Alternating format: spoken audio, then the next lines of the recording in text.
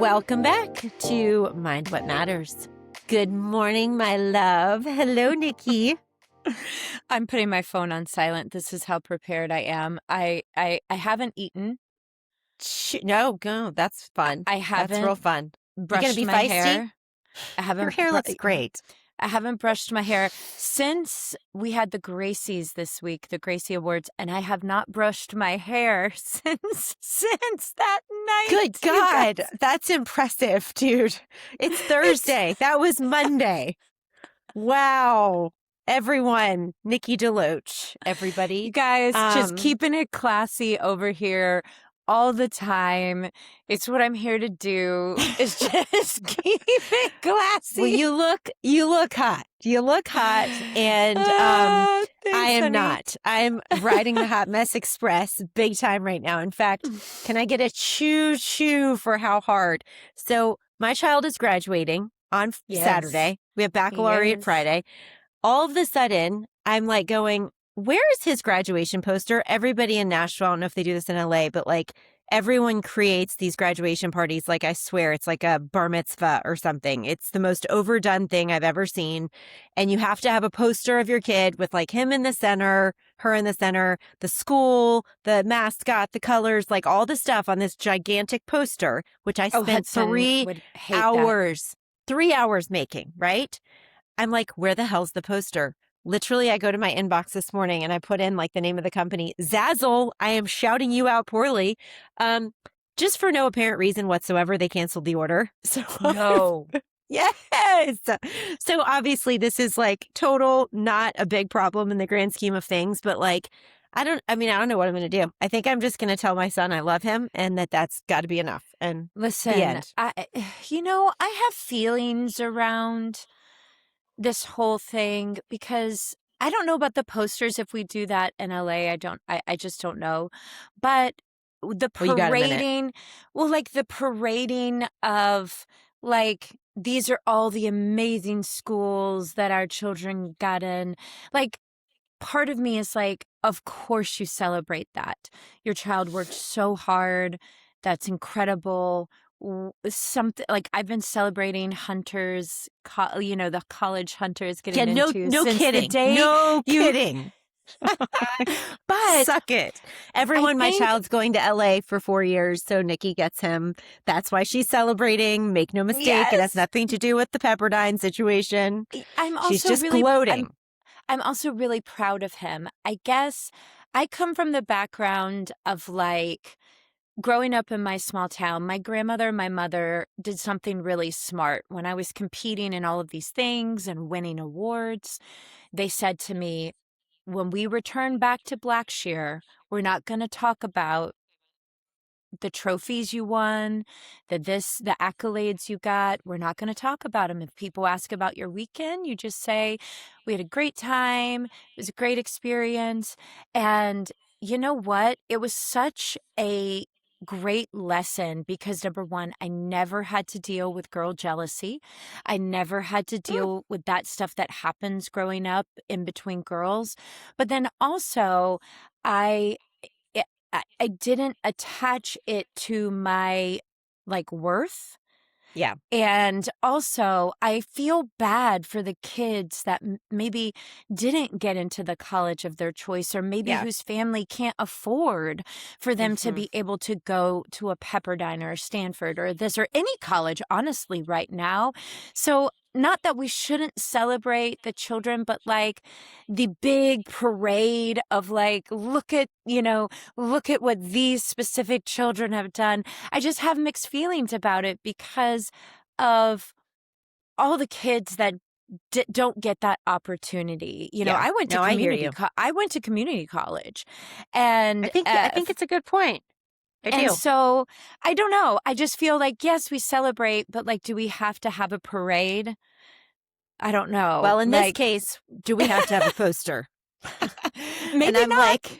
Maybe not. Maybe Hunto doesn't get his poster, or maybe he does. I could imagine that my Hudson would be mortified if I put a giant poster of him up with this. Well, we've got we've got this one picture of him from when he was like in the 5th or 6th grade, and we're at a Marco Island, like JW Marriott Resort. Hunter had like a law conference there for a weekend, and we went, and Hunter was like a little pudgy, and he put on this like massive sombrero, and he's in a bathing suit in a hot tub, and he's acting like he's smoking a cigar, and we've called it Big Papi forever, and I put it front and center on the poster. So maybe that's God's way of being like, don't do that. Don't humiliate him at his grad party. So wait a second. That I support. That I support. Yeah, what do you think? I was going to make something all braggadocious? I'm sorry. Hi, I'm Liz Humphreys. You've known me for like 6 years. Okay, we have a guest today, guys. That. We do. We have Beth Jones. I'm so excited to talk to her because her mother is living with something that my dad was diagnosed with, and also that my dad passed away from, and that is frontotemporal dementia. My dad specifically was Pick's disease, but it is a very specific type of dementia, and we have yet to have a guest who this is what they're experiencing in real time. And she's a caregiver. She's an advocate.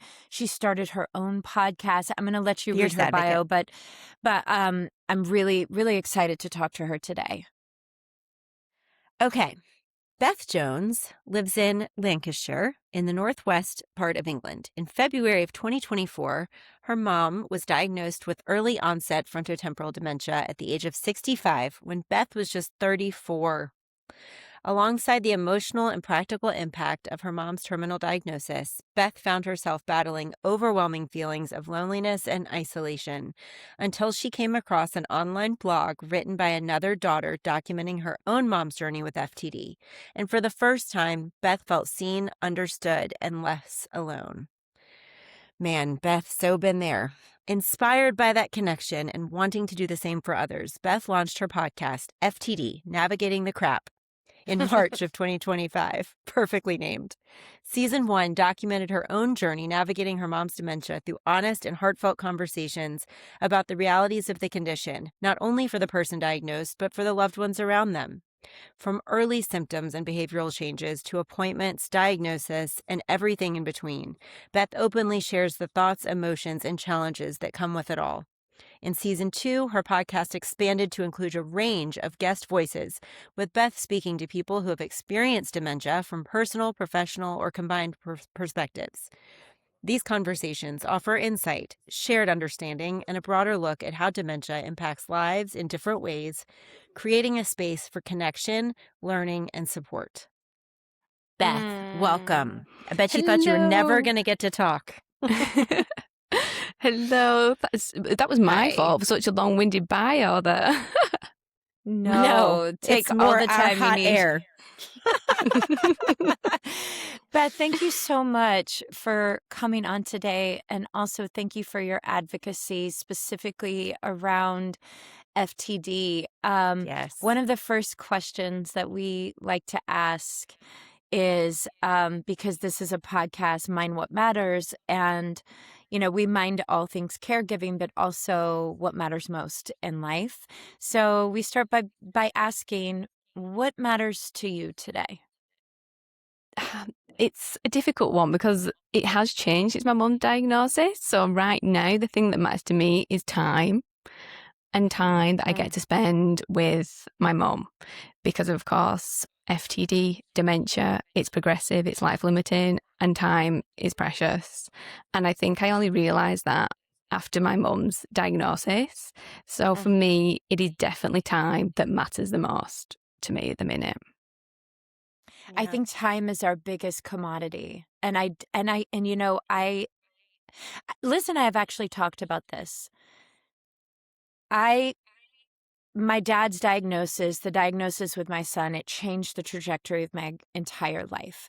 And as hard, brutally hard and heartbreaking as it's all been, it there has been so much beauty and goodness that has come out of it. And one of those things is understanding the preciousness and fragility of time. And I'm so grateful for that. So she was diagnosed in 2024. Can you take us back to before that? Who was your mom? What was she like? And then when did you begin to notice that something was changing in her?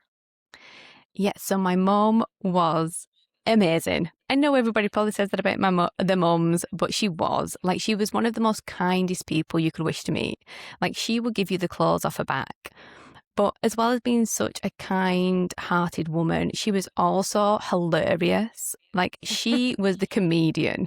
Like, she could make anybody laugh. And she could tell a joke that isn't even funny, but she would still get the room howling because it's the way she told them. Like, she could have been a comedian on stage. She was fantastic. But she was also slightly bonkers. Like, she'd do such crazy things to make me laugh. Wait, was Liz? Am I your mother? Are you? Yes. Are you Beth's mom? Oh my gosh, Wait. you're literally explaining my bestie over there and my partner. That's amazing. I'm not bonkers. I'm not. Yes, you are. She sounds wonderful, Beth. She was absolutely fantastic. And I've got like a few videos of her, like one at Christmas time when she dressed up as Father Christmas and like did a video of herself pretending to be Father Christmas. And she wasn't doing it for anyone or anything in particular. I can just imagine my dad standing there recording her thinking, what on earth am I doing? And she just stood there like Santa Claus pretending, she's going delivering presents to the kids. Just for her own jollies. Yeah, for her merriment. Yeah. For her merriment. I get it. I do. So when did you start to begin to see that she was shifting a bit? And then, when did you first begin to see that? And what specifically was it? Because I know with my dad, it was very specific with FTD. His personality began to change and he began to become aloof specifically when it came to things that he cared most about, his children, his grandchildren, his relationships, So what was that for your mom where you went, wait, something's shifting. This is not who she is. So it was in 2021, and the very first thing that I noticed was she became a lot quieter. So my mum had always been a chatterbox. Like, I'd go around to her house and I hadn't even sat down and she would have had about 20 different conversations with me. Like, like, slow down, mum, crikey, let me get through the door. But she got a lot quieter. Conversation seemed to dry up. It wasn't there anymore. I had to pull conversation out of my mum. And that absolutely wasn't like her. But at the time, it was 2021, we were still in the pandemic. So I didn't really think too much of it to begin with. I thought, she's in these four walls day after day. She's not got much going on, so she's not got much to say. Vice versa, I didn't have much to tell her either. So that was probably the first thing, but I wasn't massively concerned. And then it moved on to the behaviour. She started to become a lot more abrupt. She was sharper. She'd say certain things that just weren't my mum. And if somebody else had heard her say that, they might not think twice about it. But for me to hear it from my mum, I knew that just wasn't her. She'd say quite cutting things about people. She could be quite nasty. And that wasn't my mum. She wouldn't, the things that she was saying, she never would have said once upon a time. So those were the first two things that I really noticed. Yeah, I remember that with my dad too. I do. Like, he was the kindest, sweetest, most gentle soul. And then all of a sudden, it was like, what was that coming out of your mouth? And did you think, because with my dad, I thought it was a brain tumor.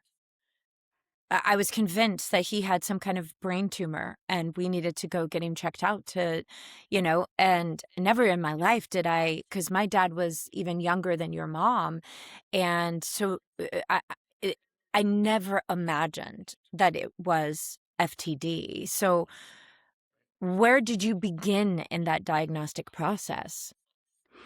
So to begin with, I thought this was a mental health issue because, again, we were in the pandemic and I know that it affected a lot of people's mental health. So I thought, is she maybe suffering from depression, maybe some kind of anxiety?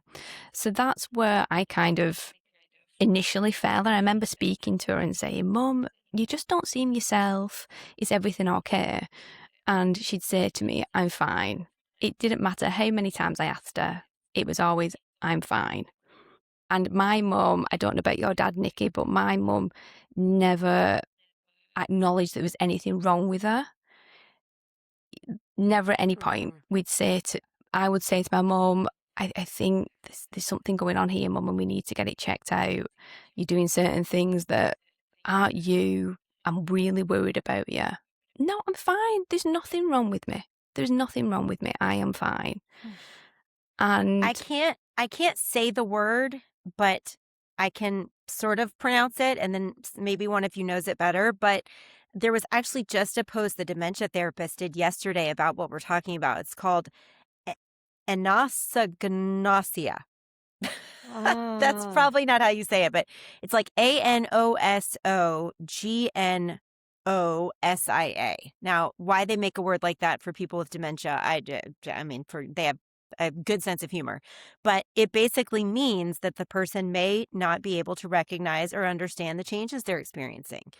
And it happens when dementia affects the parts of the brain involved in insight, self-awareness, judgment, and information. Yeah, all the front. So it looks like denial, like there's nothing wrong with me, I'm fine, but it's very different from denial because the person genuinely can't recognize what's happening to them. And I don't know if that's like a self-protection thing the brain has, but my mom had the exact same thing, Beth. And it's so hard because you are noticing all these changes and you're saying to them like, hey, this isn't quite right, but they truly don't know what you're talking about. And then it just creates friction, like you guys start to argue and have disagreements on whether or not something is wrong or not. And that's, at least for me, in my experience, I don't know if you felt this way, that's what made those first 3 years, like pre-diagnosis and even right after, just so painful, just it felt like every single day was like a struggle, even just to get my mom to admit like she needed help with the littlest things. Like this was way before,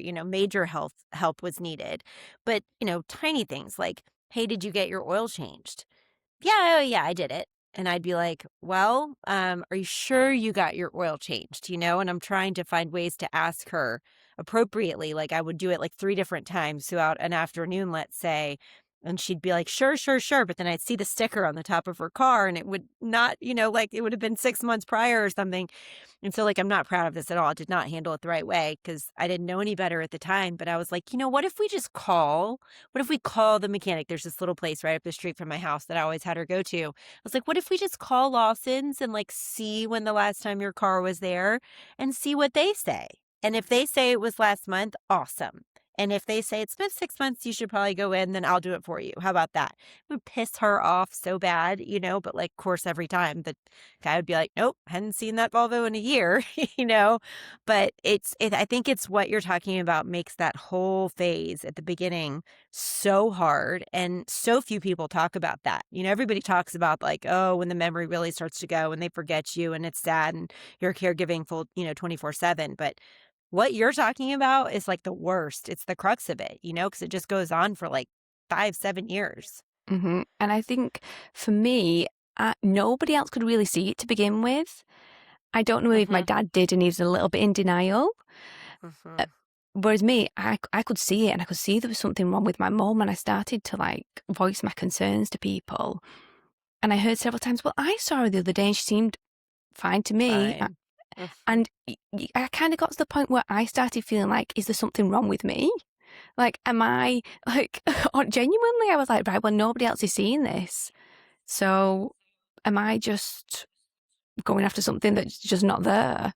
And it did take a long time for other people to see it and to recognise it in my mum. And it actually took friends of my mum and dad who they hadn't seen for a number of months. It took them bringing it up to my dad and going, listen, I think there's something wrong with your Jill because she's just not behaving like her. Mm-hmm. And it took somebody else to highlight it to my dad before I think he was willing to accept that there is something wrong. I think that's just such a hard thing for a partner. You know, for a child, I think it is a little easier to look at your parent, because the same situation in our family, Beth, my mother was like, oh, he's just depressed. You know, he hasn't been happy with work. I was like, you don't just begin to change your entire personality overnight Mm-hmm. when you've been one person your whole life. Full life. So Beth, it was the same. I was like I kept raising my hand, and every time I would go home, I was like, 5 alarm fire here. Something's going on. And everyone was so dismissive of me. And finally, it was my brother. Once my brother was like, no, you're right, Nikki, something is going on. And I got an ally. And as soon as I had one ally and my brother, we were able to finally begin to move the needle, to get my mom to call the Mayo Clinic, to make that appointment, to get that diagnosis. But up until then, yeah, it was like 4 years of me saying something's wrong and everybody saying it's fine. And I think that's also so hard when you're watching your loved one change in front of you and you feel like you're being gaslit. And it's not that they're trying actively in that moment to gaslight you. They just don't want to see what you are seeing. And there are a myriad of reasons why. So for people, well, actually, I want to talk about this because on your page, you talk about this, and on your podcast is a big part of what you talk about is feeling incredibly alone after the diagnosis. In the early days, what did that isolation feel like to you? Like, and more specifics, the better. So I always use an analogy for this to try and describe how I was really feeling. And it felt like I was on a raft, a very small raft, and I had been cut adrift from shore. And I was just floating further and further out into the vast ocean. And land was disappearing, civilization was disappearing, and I was just out there on my own completely. Like, that's the best way to describe it. It was almost crippling, just the loneliness that I was going through. And you get given this diagnosis and it's devastating. My mum has just been given this life-limiting prognosis. And you're dealing with all those emotions and feelings. And then you're also thrust into trying to figure out the practical side of things, like getting all of that in order. And then over here, you have that really heavy feeling of loneliness. Mm-hmm. And to me now, 2 years down the line, looking back at it, that's something that can be fixed quite easily because there are thousands, millions of people around the world in the same or similar boat to me. But you don't get told anything, or at least I didn't when we got my mum's diagnosis. I look back now and I still can't believe what happened to us. So when we got my mum's diagnosis, we went to the local memory clinic and we got the news that this is dementia. And we were literally taken out of the room, the consultant's room, and we were escorted to the front of the memory clinic and seen out the front door with nothing. Absolutely nothing. We didn't even have a pamphlet, a leaflet, nothing. We were just left to go home and figure it all out ourselves. And I look back now and I still can't believe it, that was our experience. And I thought that we've fallen through the net, that this can't be anybody else's experience. This is, this is a life-limiting disease. It's no way we've fallen through the net. And then you get speaking to other people and you quickly realise, actually, we've not fallen through the net. This is incredibly common and this is most people's experiences. And to begin with, I thought, well, I'm in the northwest of England. I'm in a semi-rural area. Maybe it's because of that. And then you quickly realise it's not a local problem. It's not a national problem. It's an international problem. And it's scary. because it is, I'm not sure about worldwide stats, but it's the UK's biggest killer. But we don't talk about it anywhere near as much as we should. Really? Dementia, yeah. Or not FTD in particular, No. but just dementia. Mm-hmm. It's the number one cause of death in the UK? Mm-hmm. Wow. Talk about something I should know. Whoops. That's astounding. Yeah. It's terrifying. That is terrifying. I mean, Liz and I actually talk about that all the time, of like how you sit down and you get this life-ending diagnosis and they just go, okay, well, good luck. And then you leave with your loved one and you're like any other illness. There's some kind of plan. There's some kind of formula. There's some kind of conversation. I mean, like, I had a kid born with congenital heart defects. You know, I have friends that have been diagnosed with cancer. I have, like any other diagnosis, there's something. But when it comes to specifically dementia, and I'm wondering, I keep thinking on this, I'm wondering if it's because for such a long time, it was just considered an old person's illness, right? So it wasn't funded. It wasn't until actually 2011 that they actually began to put money in our country at the federal level, really begin to push for research and innovation for Alzheimer's. So this has not been happening we're in 2026, right? They've been researching cancer for decades. So we are so far behind in that. But also when it comes to training for doctors, they don't get a lot of training unless you are, and even if you are specific to neuro, how much training are you actually getting specifically with cognitive decline and dementia? And the problem is that people, especially FTD, are getting diagnosed in their 40s. Mm-hmm. And so that's why we care so much about advocacy for this and pushing money for research and innovation into this, because your 40s, your 50s, even your 60s, you still have your whole third act to go. And it's going to take so many of us using our voices to speak up and to push to be able to get people to realize that we have to pour money into research into this so that we could figure out how to stop it, how to prevent it, and then potentially how to cure it.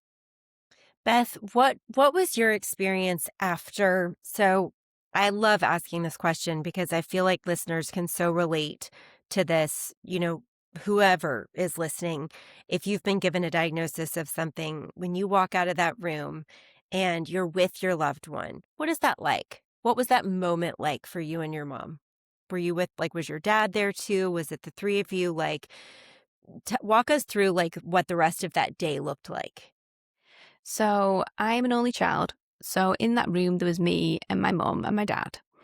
And it was actually a co-worker, somebody I worked with, and I confided in her and told her what was going on.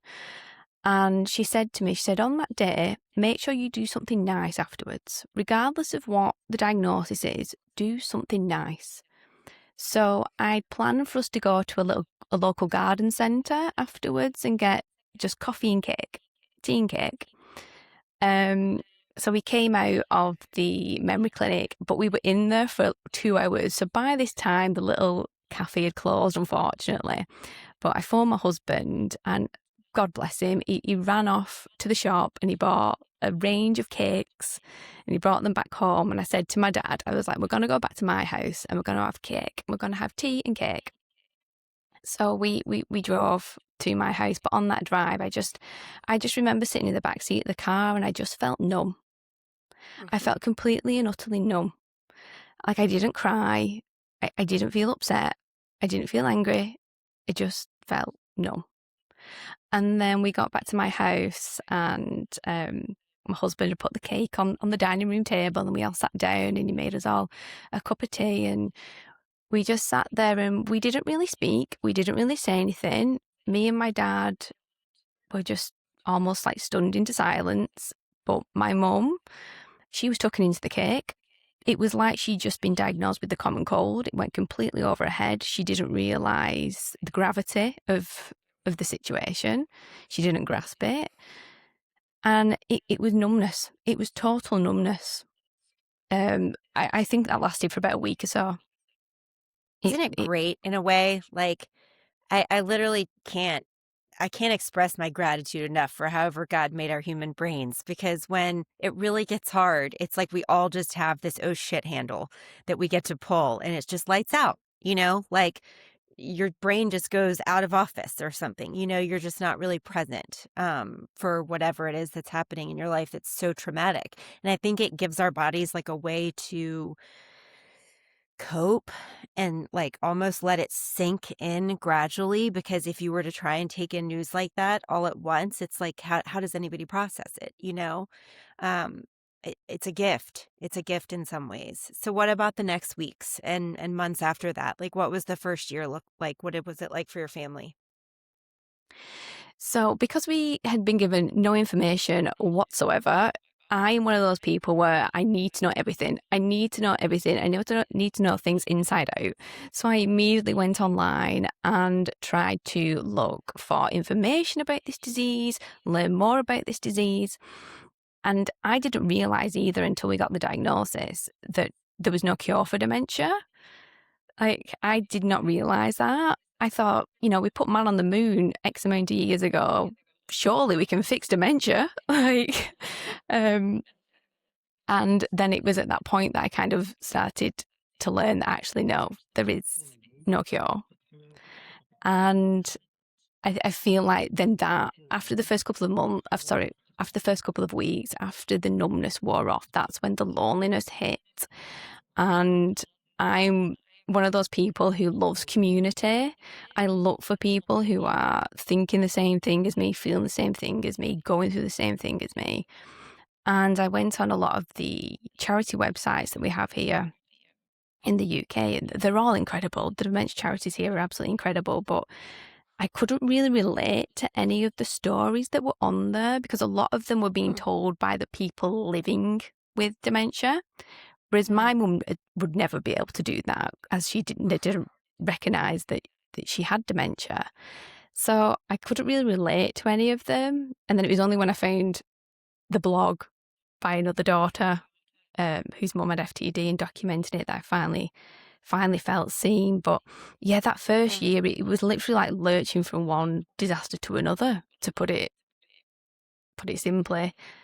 That brings a good question. Was there no information, like, did you not find stuff in the US? Like, this other person in the UK's blog is the first thing you had? Like, when you were Googling did you not see all the nonprofits and, community, especially through Instagram, like other caregivers throughout the US? I'm just curious. No, I didn't actually. I didn't at the time. It was only once I'd set up the podcast and the socials that I started to see there was a lot more about FTD in the US than in the UK.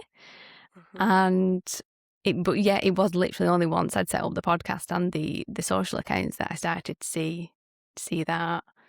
That's interesting. I wonder if that's like a search engine thing, or like what, like that's strange to me. I feel like that leaves us a big opportunity, because it means that worldwide there's not information that's widely circulated.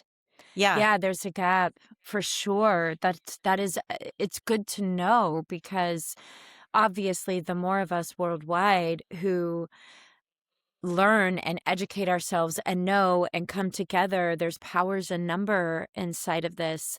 Well, so you saw the blog, and then for you, how did you then start FTD navigating the crap? Like, what made you make that leap into what a great name, by the way, right? Yeah. So good. It's so good, because it's just honest and it's true. So what made you make that leap? Like, had you done podcasting before? Did you listen to podcasts? Did you, I know your why, but talk to us about the how a little bit. Yeah, so I've read the blog, and honestly, reading that, I just felt seen. It was like I'd just been given a big hug through the laptop. And I just thought, I want to do that for somebody else. Like, even if it just helps one other person, then it will always be worth it. And I thought, okay, a blog's already been done. What can I do? And I work in radio, but I work on the commercial side. So I'm not in programming, I'm not in producing, I'm on the commercial side. But I was like, audio's my bread and butter. Maybe I can do something with audio.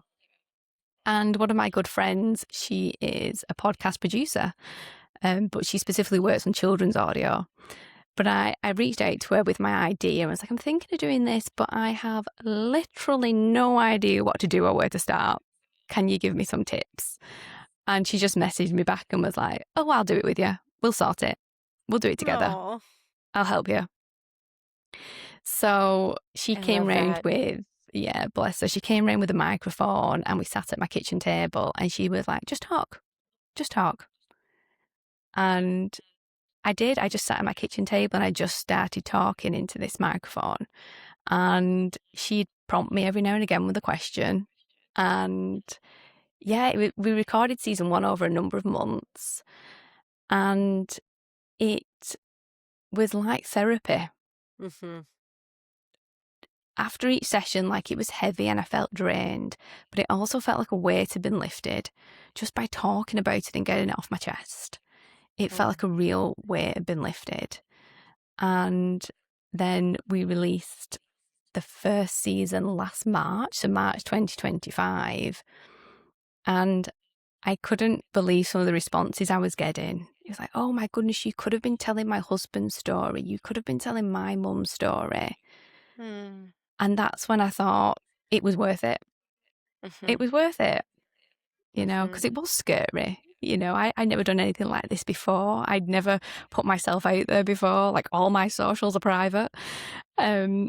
So it did feel scary, but I was like, I've got to do it. I've got to take these lemons and make some lemonade. So I remember when I first started Mind What Matters podcast, my friend that was producing it literally had to have me like say things in chunks of like 4, you know, like especially for the preview part, or, you know, like today we're talking to so and so. Never, like, I was so uncomfortable speaking on camera just at all. I mean, of course Nikki has this huge background in television and film, but like, I mean, I had never ever spoken on live on anything.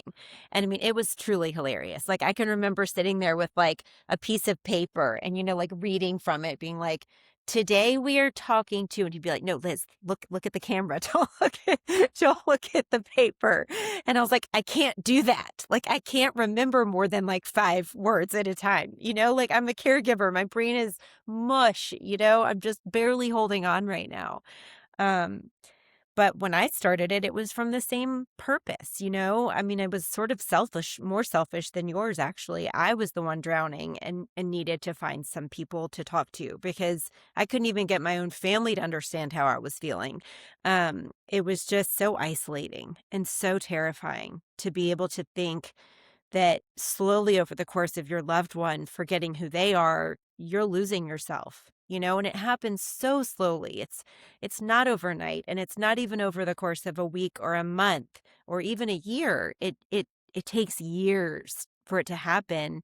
And I think that the scariest thing about it is that one day you just wake up and you think that this is your new normal. You know, you think, well, I guess this is just how I'm always going to feel now, you know? And it's not even like an overnight, my joy is all gone. It's just like 5 years down the line, you don't recognize yourself anymore. You know, you get up and you look in the mirror and you're like, who am I? And what happened to that person that used to be so happy and joy-filled and spontaneous and laughable and all these things?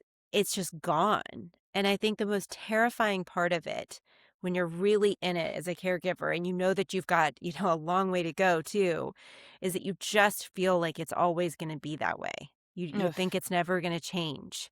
And it's one of the only times in my life, it is the only time in my life where I really, and I don't really know, Nikki and I have discussed this in the past. I don't know if I was ever actually like depressed in the sense of the word, burnt out 100%.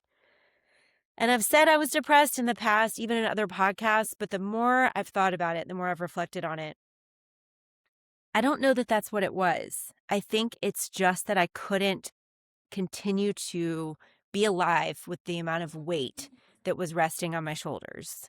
And it's like I didn't want to still be alive with the amount of weight that was resting on my shoulders. I couldn't carry it all anymore. And I think that's what so many caregivers feel is they're just like hopeless.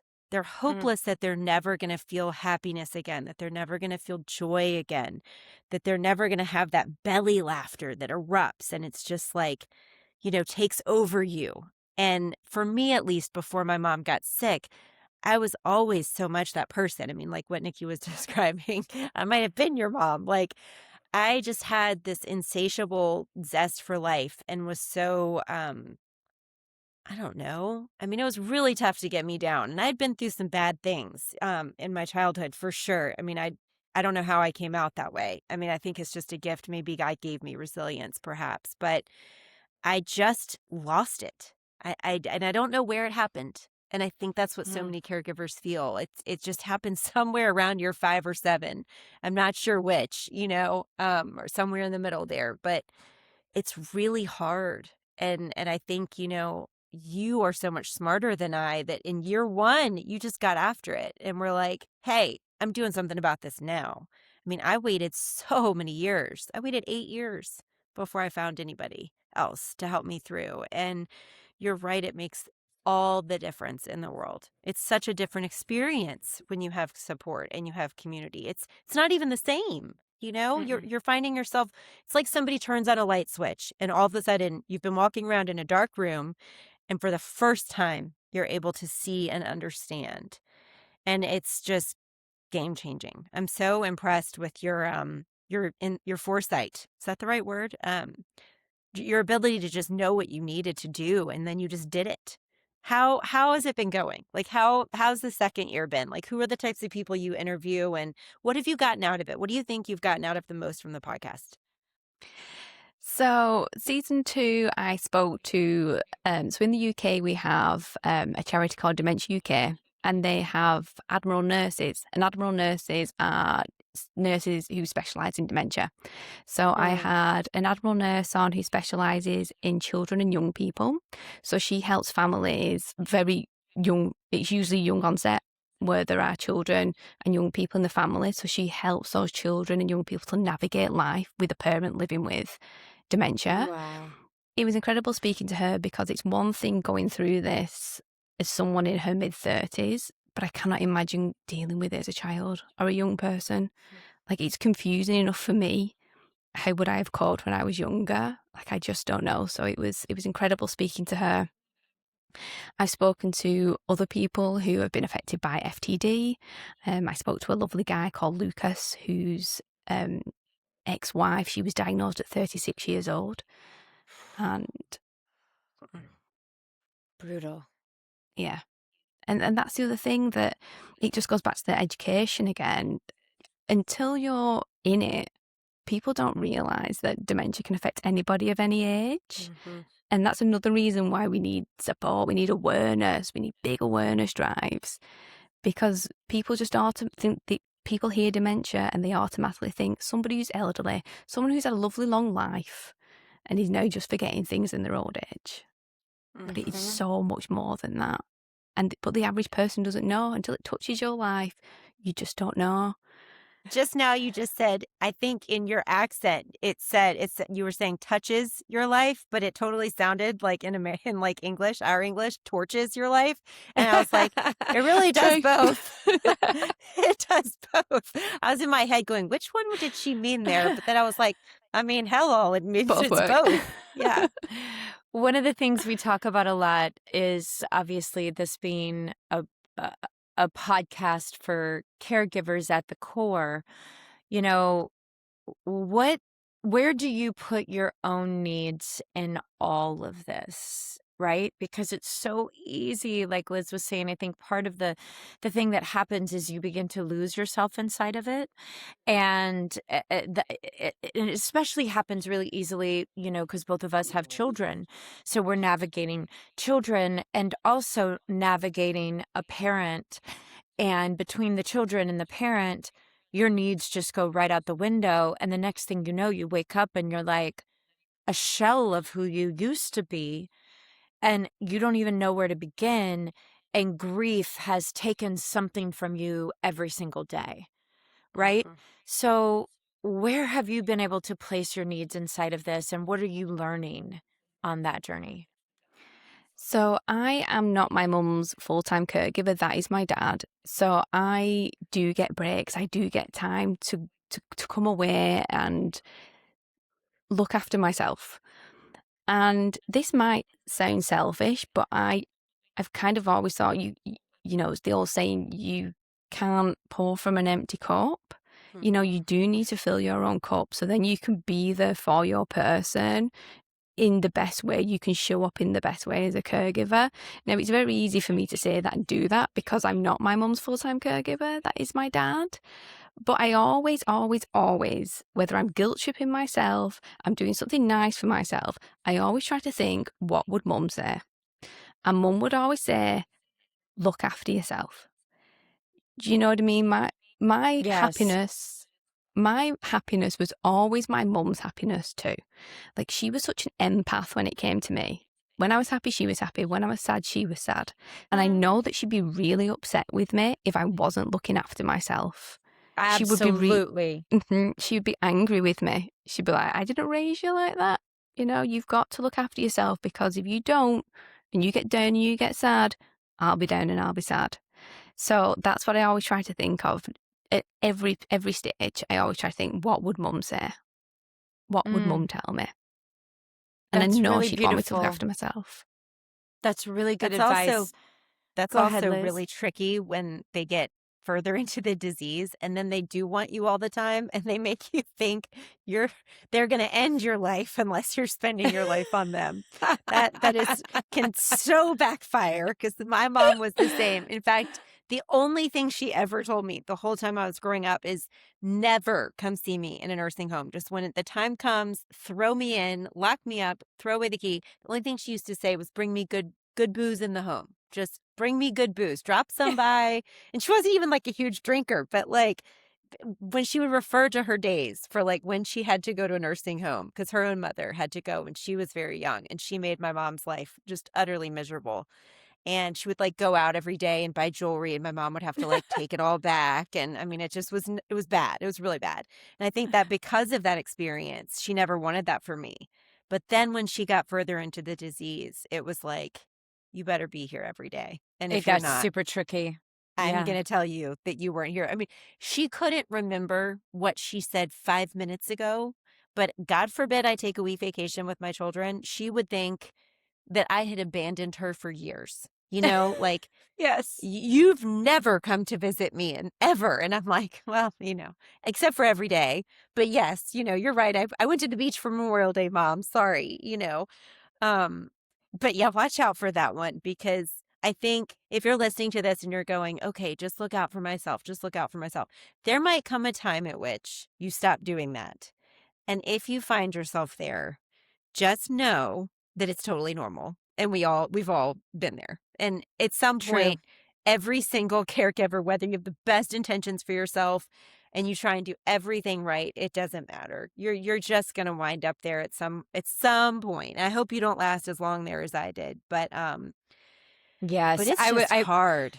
It is. I recently, Beth, for our Substack, wrote a piece on self-care versus self-preservation. Oh, it was because so good. there's such a difference. There are these moments when we get to, like you said, you're like, take care of ourselves and really manage our self-care while also doing our jobs and also showing up for our loved ones and all the things. And then all of a sudden, the needle or the dial just turns it up a notch and you go into self-preservation mode. And Survival. you're surviving, and you are just surviving. And when that happens, Liz, you said something that is so important. Just know it is completely normal. Mm-hmm. And also, I think if I was to go back and redo something with the knowledge that I have now, with what I do now in terms of my own recovery and ACA and all of that, I would phone a friend, right? Because I didn't know what was happening to me back then, because I certainly didn't know how to take care of myself. Now I do. But Would you now? Would yes, you I now? would. Yes, I phoned a friend yesterday. Whenever something happened, I'll tell you about it later. I phoned a friend yesterday. The second it happened, I was like, need help, need a hand raise right here, waving the flag. I'm proud of you. Thank you. Progress. It's such progress. But like, if you find yourself in that self-preservation mode, just know it's perfectly normal. It's not going to be forever, but also I have to phone a friend because I need to make a friend aware of the place that I'm in so she can hold that self-care for me and make sure that I'm doing the things, even if it's just making sure I have a meal that I'm doing. Beth, thank you so much for your time. I have one last question that I wanted to ask you because of your advocacy. So what does the FTD community, what do they need most right now? Whether it's from researchers or from the government or from the general public or from family or from themselves, what would you tell another family that is listening right now that either got this diagnosis or, God forbid, is going to get it in the future? Anyone listening, what do they need to know most right now? Great question. That is a great question. And this is the thing, there's so many things they need to know. Yeah.